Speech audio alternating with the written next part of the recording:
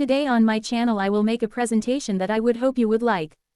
In the past, when it came to discuss the history of the Gallas, all references started with the writings of Abba Bahiri. Often this Abba Bahiri is only known as a monk who wrote about the invasion of Ethiopia by Gallas. The title of his writing was called Zinahula Galla. Well, today you will finally find out who this Abba Bahiri is.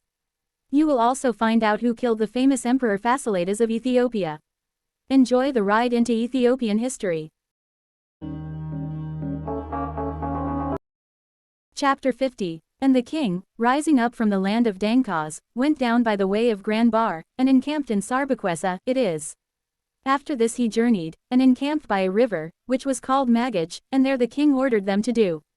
Descend the Ras Athenatios to the courtyard, and tell the judges how, from the beginning and from the very foundation of the business, he was associated in the deed of the revolt, and having heard, the Manbar, and the chiefs, and the elders of the people, and the great men of the kingdom, gave against him a sentence of death. And they said to him, You were the one who deposed King Jacob after he had reigned 7 years, and banished him to Anaria, because of your revolt he came to death. You went, what you made King Za-Dengel reign, and killed him by associating with the Kirban without his cause. From whom did Iulios learn the business of revolt and the feat of rebellion? Were you not the first of sinners, and the master of all rebels? And also Iulios maybe not learned from you the business of revolt, until it reached this end.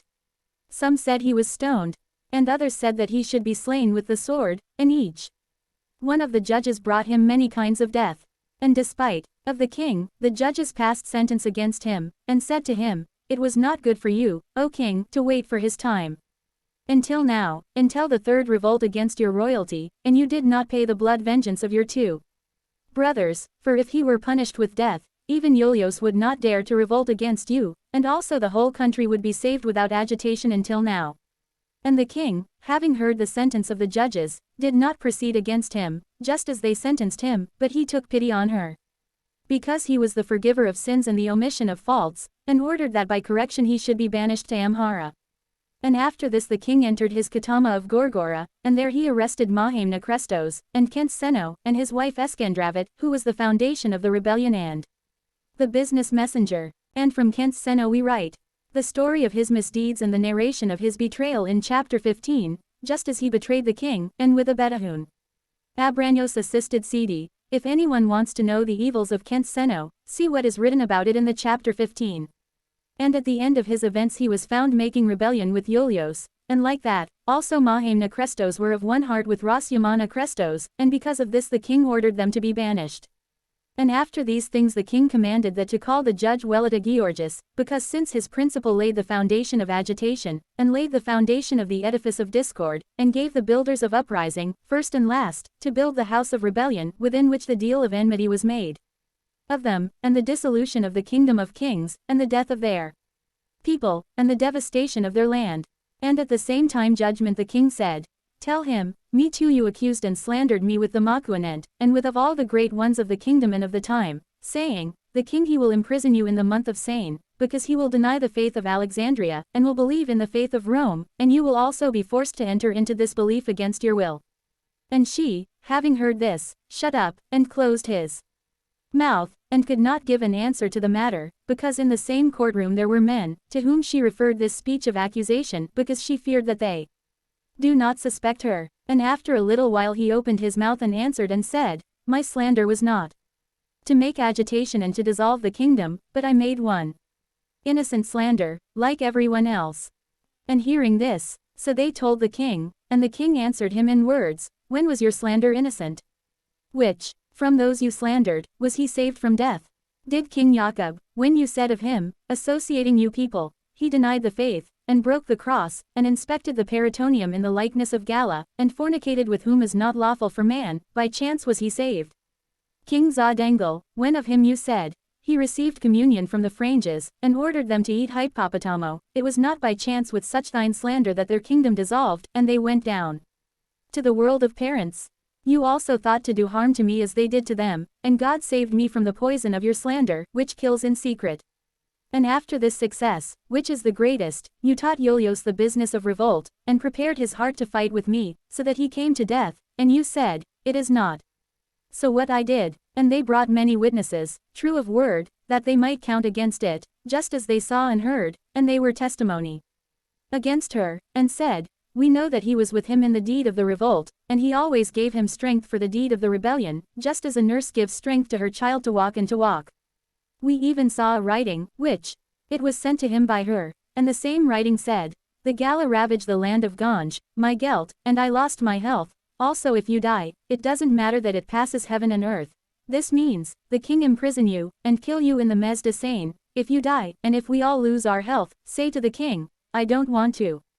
And so were the witnesses against her, and other witnesses, who afterwards came, who were Vali of Iolios, said, 3 messengers from her stayed with us on the day of battle, who obeyed the message of guile, and their mules were taken, and their garments stolen.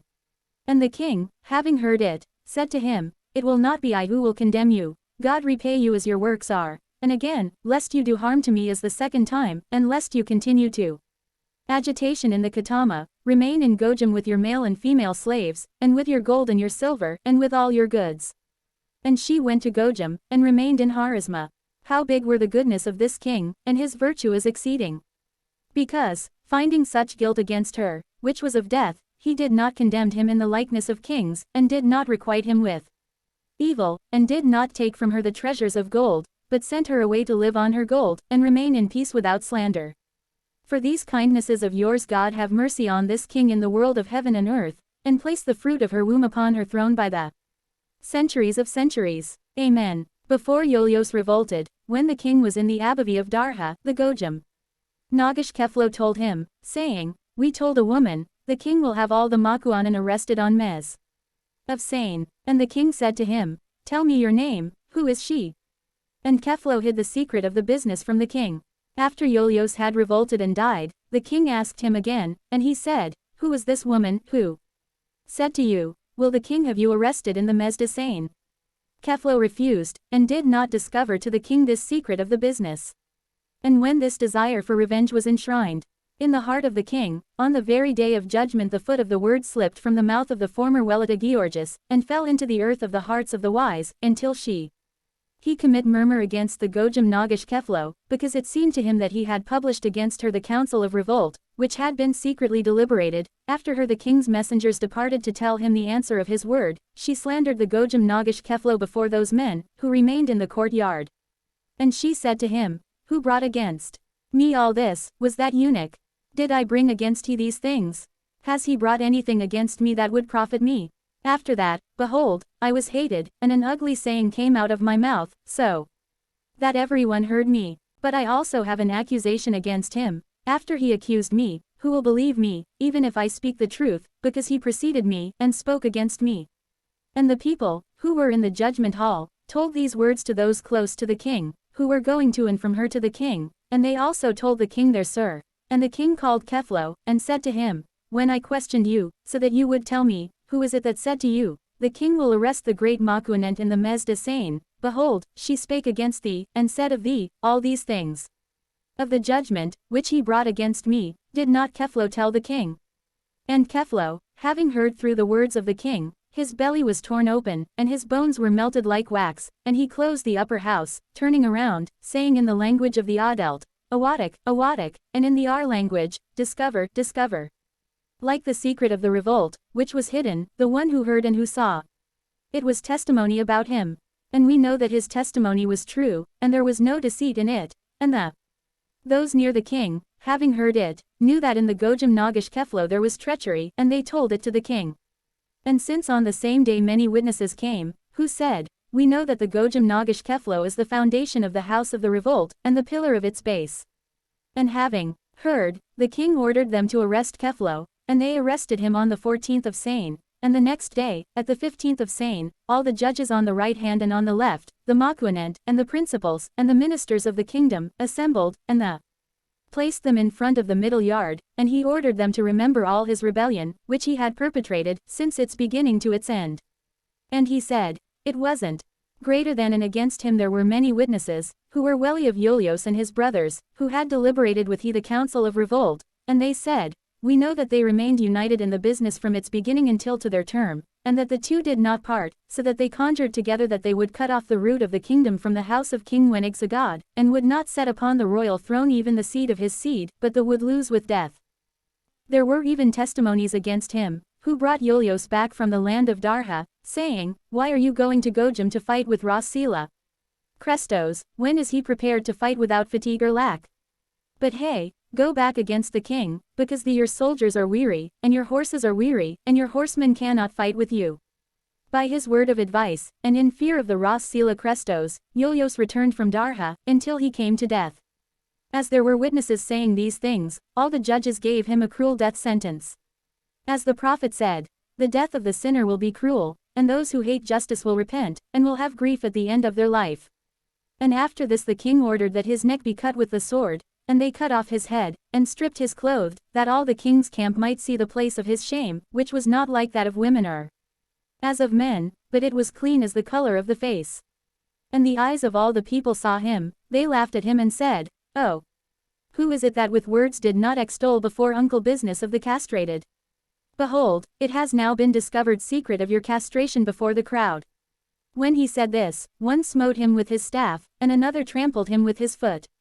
And the word came to him that David, prophet and king of Israel, said in Psalm 7, "My adversaries they will make you fall naked, and the enemy will pursue my soul, and overtake it, and my life shall tread upon the earth, and humiliate in dust my glory." The word of this man was fulfilled in him Psalm, which the Holy Spirit established in him long ago. Time and for many days. And the same night he disappeared Keplo's corpse. Some said, "The dogs ate him, it is. If not, the beasts." And others said, "They stole from him, when everyone was sleeping, and they hid it in their hearts from the earth." Of this Keflo his father was of the Chawa of Dawaro, and his mother was of the people of Wava, because they were poor, and not. They had a day's food, and so they divorced and parted, after being as man and woman, and the same Keflo was abandoned at the house of a sister of his mother, and there he grew up. And he was feeding donkeys and asses. A Galla came from his comarca, and opened the warrari, and found Keflo, and smote him from behind, so that the spear pierced his breast, and after that he cut off the sinew of aptitude, from which sons and daughters proceed. And when he was healed, after he was mortally wounded by hand of the Galla, and when he grew a little old, he was welly of the Asmak Moda Garad, because he was his kinsman, and she did basket guard. And Moda Garad had silk dresses, and good shirts, which filled the basket, and one day, when Keflo was annoyed with his lord Moda Garad, he opened the same basket, in which were the rich garments, and took a coal of fire, and cast it into it, and shut it up as before, and the next day, when Moda Garad wanted to wear his dresses, all shirts and all silk dresses were found to be done in grey. This thing was a prodigy for everyone, and there was none that could know the secret of their wickedness. And after that Keflo grew up, and reached the stature of a man, Moda Garad hated him for his very wickedness. And Keflo was a vali of King Malik Sagad, and King Malik Sagad gave him to be Baldaraba of Wakaha, son of Abaza Amado, and when Keflo became angry with him, he wanted to kill him by drawing his sword. When they drove him out, they brought him to King Malik Sagad's house, and hearing this Abaza Amado, she became very irritated, and forbade him to enter her house, and to remain with her son, and he lost hope for a long time, not a little. And after that, when Ras Athenadios was appointed to the government of Gojum, he was his vali, and passed with him to Gojum, and Ras Athenadios did him good, and made him reach a position of consideration and honor. And many years and a long time after this, when there was enmity between King Jacob and the Ras Athenadios, and King Jacob arrested the Ras Athenadios, Keflo assisted King Jacob. After he had remained with him 7 months, on the occasion that the Abedahunional, and the Ras Athenadios, and all the ministers of the kingdom, betrayed the King Jacob, went out with the Abedahunional, and left the King Jacob. And after King Jacob had been deposed, and King Zadengel had reigned a full year, and those close to Satan had slain the righteous king, lover of the law of God, Keflo was vexed with his lord, the Ras Athenadios, for cause of a drinking cup of wine, and went down to Anaria to bring King Jacob, and tell him tidings of joy, that the Kirban had slain King Zadengel at the head of iron. And having come to the land of Anaria, found not King Jacob, and did not find him, because he had gone down to combat, and hurried back from Anaria, and met with the Ras Fasiledas, and with all the Kirban, and he told them how King Jacob was not in the country of Anaria, but the rumor of his tidings had faded, and he had departed from the face of the earth. And having heard from his words, that King Jacob was not in Anaria, sent him with the Ras Valda Crestos, and with the Abedahun Bila Crestos, and with many Makuanan, and principalities, and great ones of the Kuurban, whose names we write in chapter 23, so that he might reconcile them with King Sultan Sagad El with the same Makuanan, who were sent to the king by them. And when they were there, certain news came, and reached the ears of King Sultan Sagad, that King Yaqub had returned from combat, and had passed over to Gojam, and that's why he arrested Ras Valda Crestos and Abedahun Bila Crestos, and this Kefio then arrested, and placed a strong guard on him, until the matter was understood. But the king did more to him than to all the prisoners, and all that of prison, and adorned it with the adornment, with which the king himself adorns himself, and gave him his horse, which was the best of all your horses, and restored to him the weapons of the field, which he had previously taken from him in the occasion on which he arrested him, and made him his adviser. And then, that King Yaqub was vanquished, and the whole country of the kingdom was in his hand, appointed him to the land of Wesanamba. It is after he had remained a year in this government, he said to the king, "For me it is better than this government of mine, the government from Wenaba with Santam." And this that he said, it was not because Wenaba was better than Wasan Amba, but his will and his desire was because of the volley of Ras Fasiledas, who they were in the same land being key, to meet with. They chose and preferred a low government to a high government, for it seemed to him, that by meeting these Chawa and subduing them, the king's revolt would be concluded, and the king in his sincerity and in his virtue exceeded. Though a wise man is like a serpent, he will be deceived like the dove, without leaving the serpent's prudence. After Keflo remained in this government of Wanaba for a year and a half, he rebelled with Iolios, but their revolt was not confirmed, and they found no strength, because everyone turned their faces away from them, and so they returned from their revolt, and returned to the king. And the story of his revolt is written in this book in chapter 38. But the king arrested Keflo, and put him in Dak, island of prison and place of criminals. And after he had remained 9 months, the king had compassion on him, and released him from his prison, and brought him out of Dak, and appointed him to the office of Bladenok Geta, and made him lord of his house, and appointed him trustee over all his assets. And after Keflo remained in this position for 2 years and 4 months, he said, "No. This position is possible for me, and I don't have the strength to support it." What he said was because he wanted me to nominate him for the office of Sahaf Alam of Damat, and the king.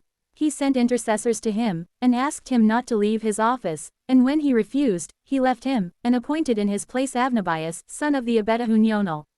And after he had remained a year, Keflo's heart was troubled because he had not attained the office of Sahaf Alam of Damat, and he did not have to do it, and the anguish of his chest and the smallness of his soul took him. And when the king was in Ambuscama, because of his much agitation, a royal attack and a great betrayal were discovered against him, and therefore the king arrested him, and banished him to Welika, and gave it to Bamulber. After he had stayed 7 months, he had compassion on him and released him from his prison, and brought him to the Katama, and wintered with him. And after this in the month of Tekemt, when the king went to Seaman to make war with the Falasha Gedawan and the Stik Taklui, the king named Keflo, and restored him to his former place.